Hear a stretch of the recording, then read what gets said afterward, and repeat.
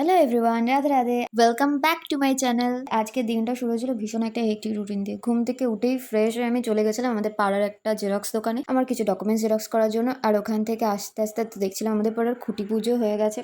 পুজো চলে এলো বলো, আকাশে বাতাসে আস্তে আস্তে পুজো আসছে আসছে ব্যাপারটা টের পাওয়া যাচ্ছে। তো তারপরেই আমি তাড়াহুড়ো করে রেডি হয়ে কালেক্টর অফিসে যাওয়ার জন্য বেরিয়ে পড়েছিলাম। আমার সাথে আমার বাবাও গেছিলো, বাবাকে লাগতো ওখানে, আর তার সাথে আমার একটা বন্ধু আর তার বাবাও গেছে। সবাই মিলে গেলাম। তো আমি কাজে যাওয়ার থেকে তো আমার মনে হচ্ছে আমি ঘুরতেই এসেছি। যাই হোক, এত হেঁটেছি আর এত একটা বিজি জায়গা, সব থেকে আমার মজা লেগেছে যে আমি এতদিন জানতাম স্প্ল্যানেডে নেমে যে আছে ধর্মতলা বাস স্ট্যান্ড আর একটা মার্কেট। তারপর আমি দেখলাম না, এখানে বিধানসভা, তারপরে রাজভবন, ব্যাংকক হাউস, তারপরে ব্যাংশিল কোর্ট, হাইকোর্ট, রেজিস্ট্রি অফিস, কি নেই এখানে। আর এই রাস্তাটা, আমার এই রাস্তা দিয়ে হাঁটতে এত ভালো লাগছিল। আমি ভাবছিলাম যে এখানে যদি সাইক্লিং করা যেত বা বাইক নিয়ে রাইড করা যেত তো অসাধারণ লাগতো। আলাদাই চিন্তাভাবনা, আমার কাজ হোক না হোক আমার এইসব চিন্তাভাবনা হতেই থাকে। আর চারিদিকে যেদিকেই তাকাচ্ছিলাম লাল লাল বিল্ডিং, ভীষণ একটা অ্যাস্থেটিক ভাইব দিচ্ছিল। যাই হোক, তো যদিও পুরো কাজ আজকে হয়নি, অর্ধেক কাজ হয়েছে।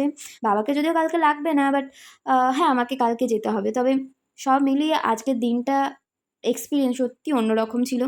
একটা দারুণ হেক্টিক কিন্তু ভীষণ লার্নিং একটা দিন। দেখো, এমনি এমনিতে আমার দ্বারা কলকাতা ঘোরা হচ্ছে না, কারণ আমি প্রচণ্ড ল্যাদ খাই। তো এইসব কাজের চাপে পড়ে যদি একটু কলকাতা ঘোরা হয়, তার সাথে কাজটা হয়, মন্দ নয়। সো এই ছিল আজকের ভ্লগ, এখানেই শেষ করছি। নেক্সট ভ্লগে আবার গল্প হবে। ততদিন সবাই ভালো থেকো, চ্যানেলটা সাবস্ক্রাইব করে ভিডিওটা লাইক কমেন্ট করে দিও। বাই।